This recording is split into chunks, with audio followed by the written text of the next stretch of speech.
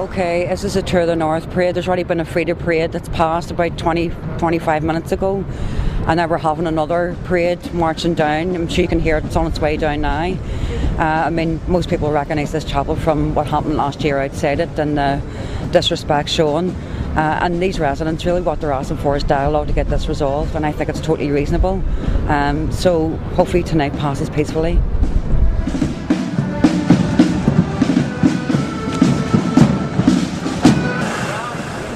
Just tell us what you understand happened here. Well, let me put it this way. Absolutely disgusted with the behaviour that took place in Carrickhill tonight. First and foremost, the Parades Commission determinations tore up again, threw back in their faces, and then we held this episode out the front at the opposite end of Carrickhill, where the orange people were allowed to come through the car park into Carrickhill itself.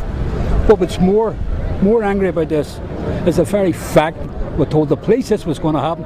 Nobody did nothing about it. With the result, look at Carrickhill now. Look at the angry people here. These are people that stood out there on a peaceful, dignified protest, and this is what they get paid. This is the result of it. This community is angry, disgusted with the Parades Commission, the very fact that they have issued 2 more determinations for parades on the 30th and the 4th of July to allow the orange men to come down there playing hymns. Anybody that's seen that exhibition tonight in the front of St Patrick's Church, spitting at the church, effing the Pope, the lot, and then they end up with this at the front of Carrickhill, and people from Carrickhill have been pushed left, right and centre. Do you feel that there was an overreaction from residents here? Do you feel that there was an overreaction from residents here to cause this? No overreaction from the residents here. The residents were informed on a peaceful, dignified protest in Clifton Street. They were still in Clifton Street when the bands come up Peters Hill and come through the car park, some of their supporters. That's what caused this. And the people from that end of Carrickhill ran to this end to protect their homes. And what they met with a wall of policemen pushing it back, manhandling them, pushing them all over the place. The start of the marching season will be here to the 1st of December doing the same type of interviews. It needs sorted now. And all this pomp over this G8 conference, come into the streets of Carrickhill and elsewhere, and then you'll see what it's really like in the north of Ireland. Thank you, Frank.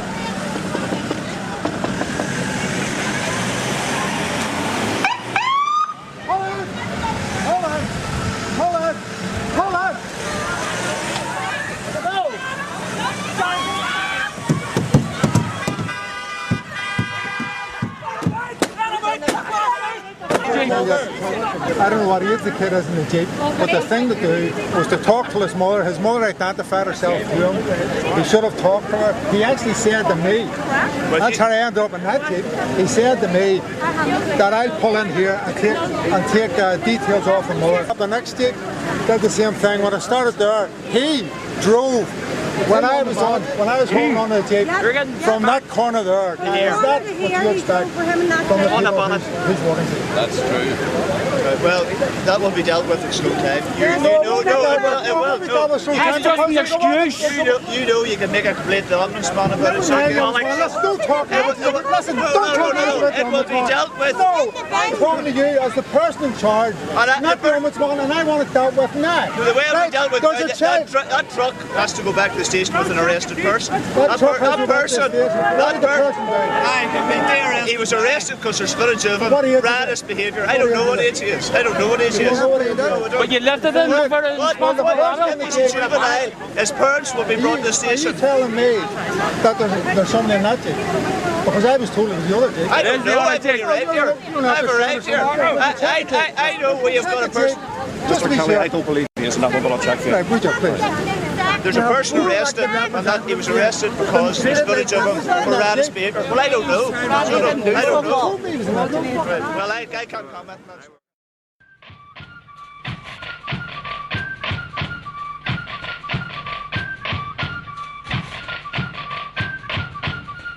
The history of the city gets to me. Politically we split, you see. Peace now, but not as much as I wish to be. See, we still separated and we still segregated, and I hate to see some people's hearts still be set in hatred. See, love's a language and many can't speak their dumb. I guess the devil is the cat that got their tongue, and I won't lie, it brought a tear to my eye. The Holy Cross stand off to see that little girl cry. Or an Oma searching for victims in the rubble. Two of the worst things that ever happened, and the troubles and the reason I read about this in my range is to remain and hope we don't go back to those times. So take the walls down, shake hands and move on, cause we've been a divided land for too long. And I know blessings not just a stack for self. So Belfast, if I ever make it out, I'll be back to help.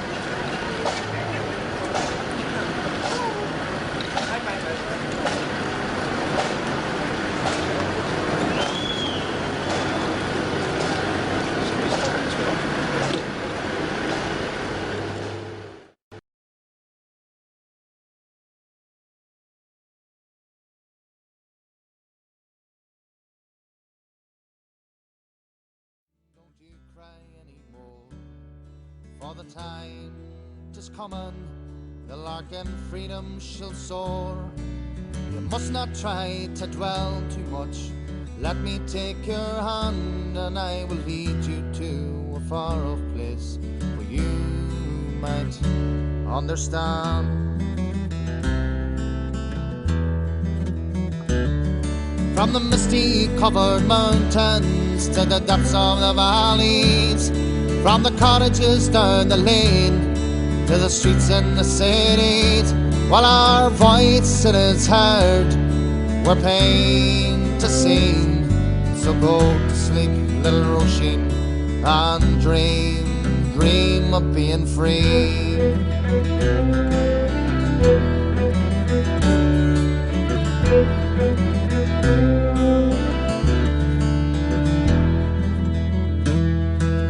Questions may be asked, but never answered.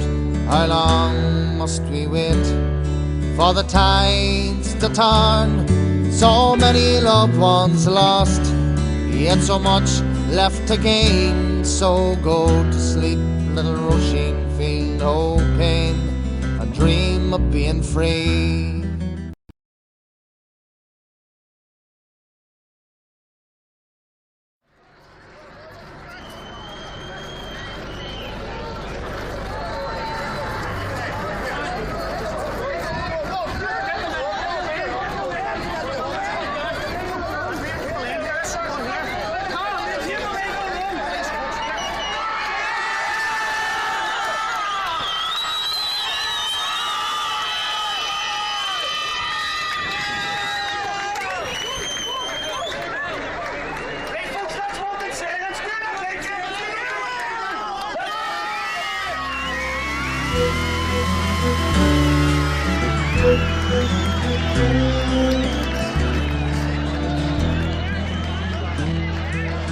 questions may be asked, but never answered.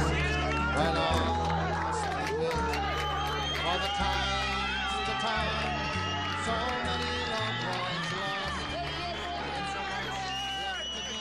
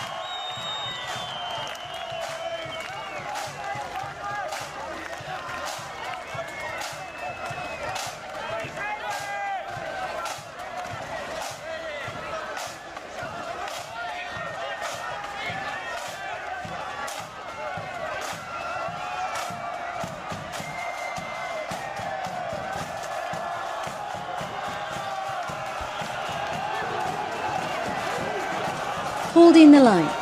Police knew this would be difficult, and it was. Just how much quickly became apparent. Trouble broke out as soon as Loyalists and Orange Lodges were stopped from going any further up the Woodvale Road. Their fury at the Parades Commission vented at police. From the Sky, footage released by the PSNI shows just how ferocious this was. On the ground, injured officers dragged to safety. In all, 32 were hurt, 2 of them drafted in from the rest of the UK. Also injured DUP MP and Orange man Nigel Dodds.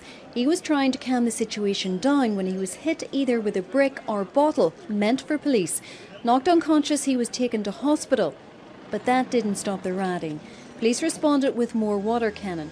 35 baton rounds were fired, causing a number of injuries.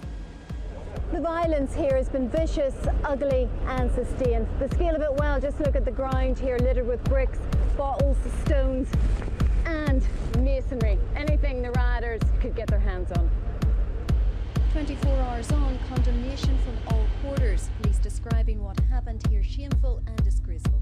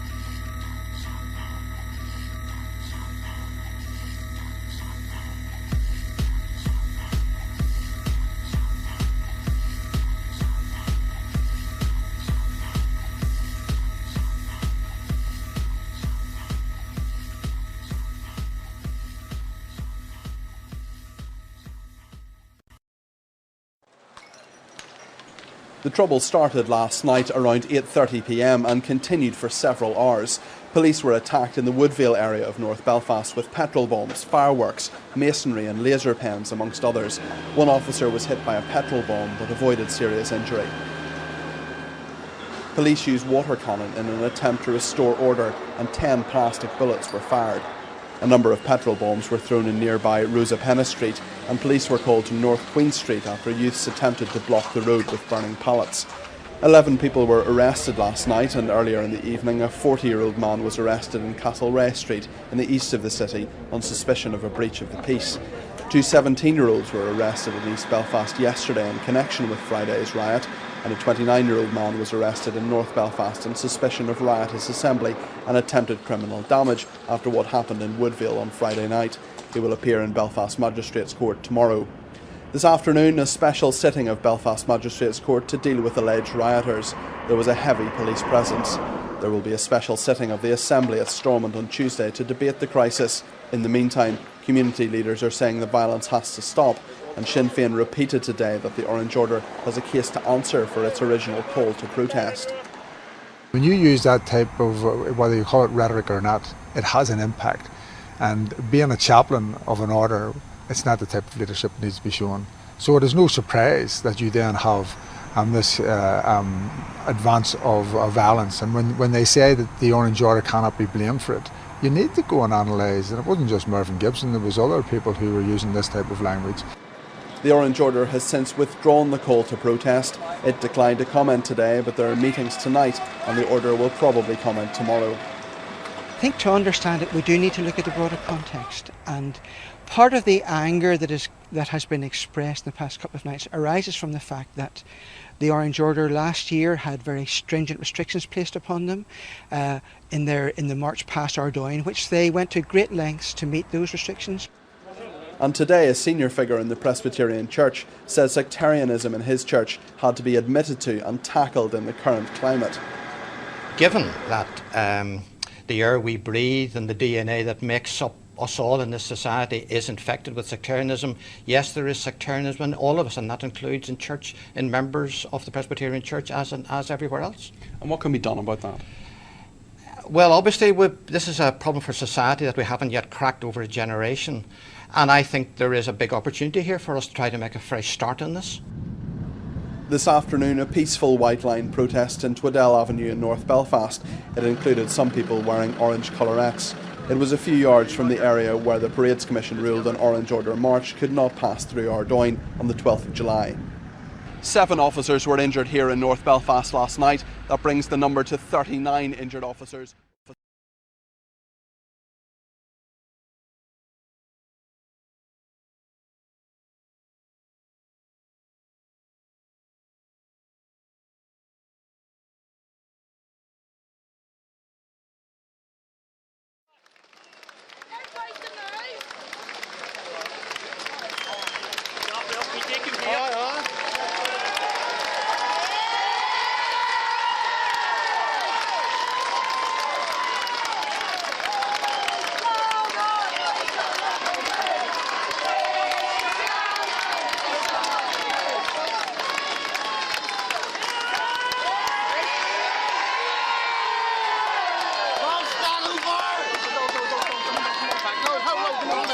Stay where you are.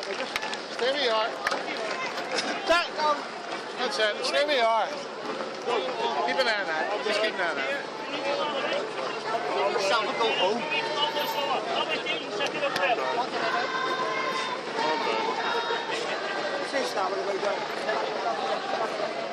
Country knows fuck all about. The Lower Newtonards Road in East Belfast last night, and the police say they came under attack by loyalists who threw at least 6 blast bombs, petrol bombs and bricks. 1 officer was hurt and they responded with water cannon and 2 plastic bullets. Missiles, the police say, were also thrown from the nationalist Short Strand. Earlier in Ardoyne, 5 police officers were slightly hurt when a pipe bomb exploded close to them at the top of Brompton Park. Also in North Belfast at Mount Vernon, a car was hijacked and set on fire and the police were attacked with petrol bombs. Petrol bombs and bricks were also thrown at the police on the Woodville Road and New Lodge Road. 71 officers have now been injured. This morning, the chairman of the Parades Commission defended the determination in Ardoyne and reiterated the need for both dialogue and political leadership.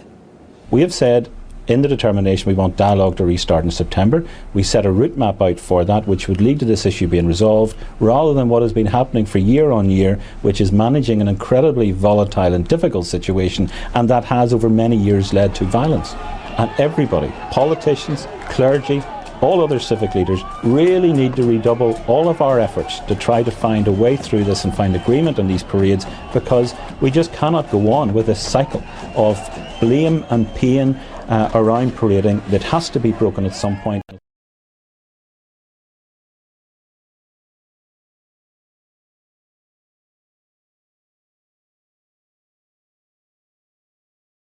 Greater Ardoyne Residents Collective.